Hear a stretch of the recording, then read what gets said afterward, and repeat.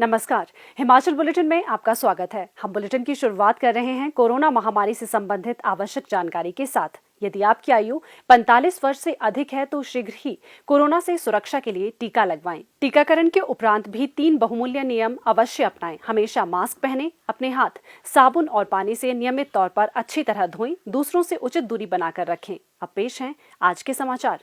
मुख्यमंत्री श्री जयराम ठाकुर ने प्रदेशवासियों को रामनवमी के शुभ अवसर पर शुभकामनाएं दी हैं। उन्होंने कहा कि ये पर्व हम सभी को जीवन में अच्छाई के साथ निरंतर आगे बढ़ने और मर्यादित जीवन जीने की प्रेरणा देता है। श्री जयराम ठाकुर ने कामना की है कि ये पर्व प्रदेश के लोगों के जीवन में प्रसन्नता, शांति एवं खुशहाली लाएगा। राज्य में कोरोना महामारी से प्रभावी तरीके से निपटने के लिए ठोस कदम उठाए जा रहे हैं। शिमला में मुख्यमंत्री श्री जयराम ठाकुर ने अपने संदेश में कहा, प्यारे प्रदेशवासियों, नमस्कार।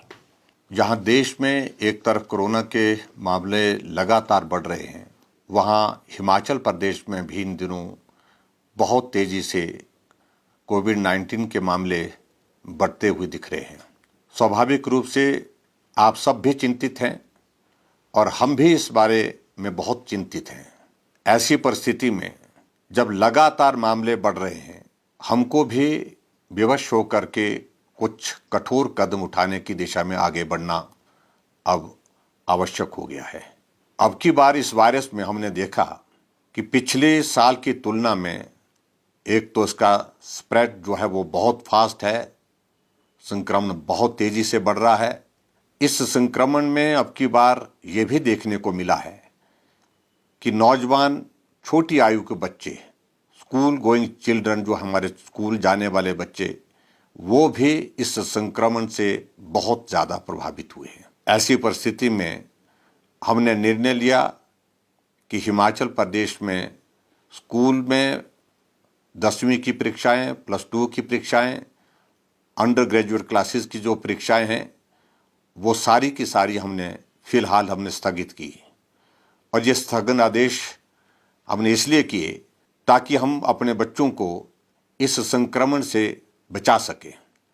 पहले हमने निर्णय लिया था कि हम 21 अप्रैल तक स्कूल और कॉलेज बंद रखेंगे, लेकिन अभी कोविड के मामलों में लगातार जिस तरह से बढ़ोतरी हो रही है, उसको ध्यान में रखते हुए हमने अब निर्णय लिया कि अब 1 मई तक स्कूल और कॉलेज बंद रहेंगे।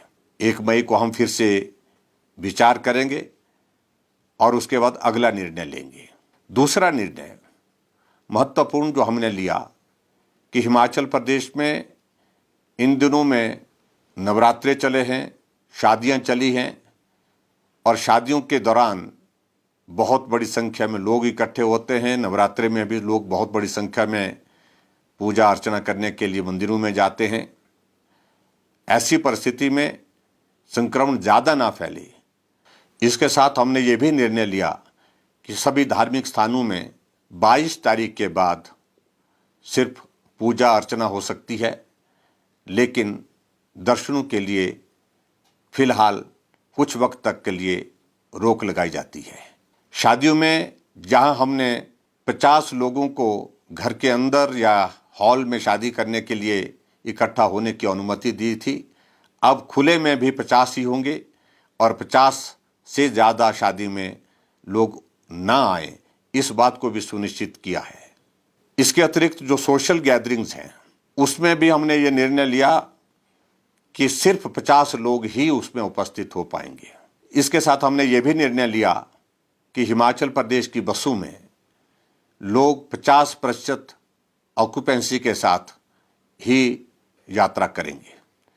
और ऐसी परिस्थिति में आगे बढ़कर के हमने और भी एक निर्णय आज लिया कि जितने भी हमारे कार्यालय हैं, कार्यालय में 50% उपस्थिति ही रहेगी। जो लोग हैंडीकैप्ड हैं, जिनको कार्यालय में आने में कठिनाई होती है, किसी सहयोगी के साथ आना पड़ता है, सहयोगी के साथ वापिस जाना पड़ता है, उन सभी लोगों को 1 मई तक कार्यालय आने से छूट दी गई है।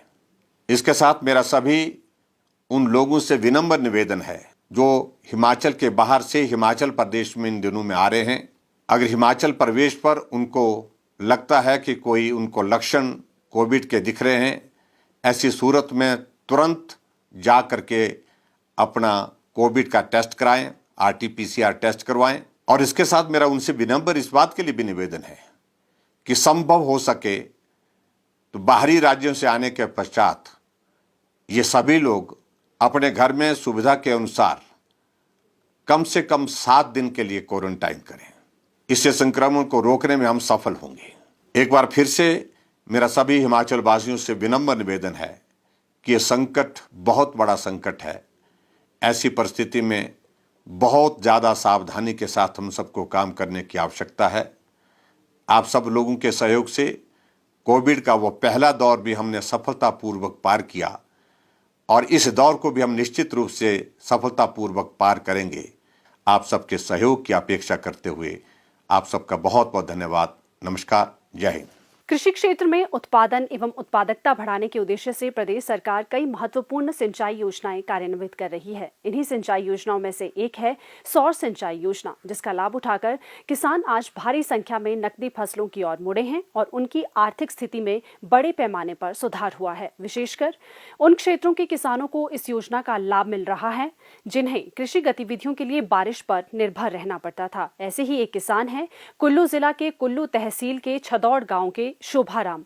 पर्याप्त भूमि होने के बावजूद उन्हें परिवार की आजीविका चलाने के लिए काफी मेहनत करनी पड़ती थी। खेतीबाड़ी के लिए वर्षा पर निर्भर रहना पड़ता था और कठिन परिश्रम के बावजूद नकदी फसलों की आमद तो ना के बराबर थी। शोभाराम ने प्रदेश सरकार के जनमंच कार्यक्रम के दौरान सौर सिंचाई योजना के बारे में सुना और इसका लाभ उठाने के लिए कृषि विभाग से जानकारी हासिल की। विभागीय अधिकारियों ने शोभाराम को इस योजना का लाभ प्राप्त करने की प्रक्रिया के बारे में समझाया और उनकी काफी सहायता भी की। शोभाराम ने अपनी जमीन के साथ लगते 4 और किसानों के साथ एक समूह बनाया। कृषि विभाग ने उन्हें बोरवेल लगाने के लिए 1,10,000 रुपए का अनुदान दिया, जबकि पानी के सामुदायिक टैंक के लिए लगभग 5 लाख रुपए की राशि प्रदान की। शोभाराम ने परिवार के सभी सदस्यों को साथ लेकर अपने खेतों में अलग अलग प्रकार की नकदी फसलें उगाने का कार्य आरंभ किया।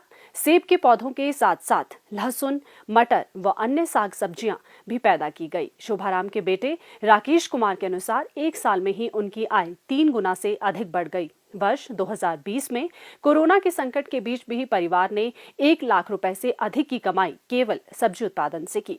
इस साल हमने लहसुन की बिजाई की हुई है और जब हमारे पास पानी की समस्या थी तो उस टाइम हमने खेत में खीरा और करेले की फसल को उगाया हुआ था हमने। तो हमें उस दौरान सालाना आय जो है ना 50 से 1 लाख के बीच में ही हो पाती थी।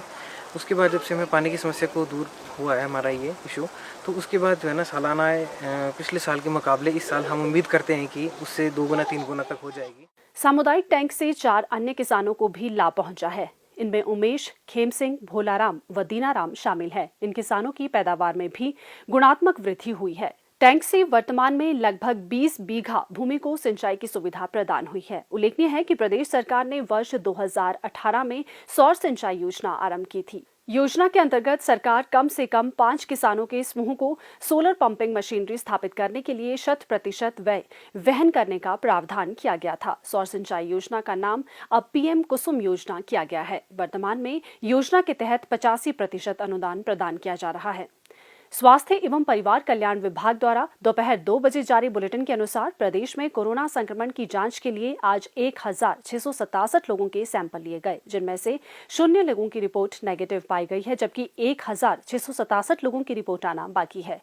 अभी तक 14,05,400 लोगों की जांच की जा चुकी है, जिनमें से 13,21,899 सैंपल की जांच नेगेटिव पाई गई है। प्रदेश में कुल 80,233 लोगों में कोरोना वायरस के संक्रमण की पुष्टि हुई है, जिनमें से 69,003 लोग इस बीमारी से ठीक हो चुके हैं और 9,983 व्यक्ति उपचाराधीन हैं। हिमाचल बुलेटिन देखने के लिए सब्सक्राइब करें YouTube channel DPR Himachal, follow करें ट्विटर @DPRHP, लाइक करें Facebook page information and public relations department Himachal Pradesh, visit करें वेबसाइट www.himachalpr.gov.in। इस अंक में इतना ही। कल फिर होगी मुलाकात। दीजिए इजाजत। नमस्कार।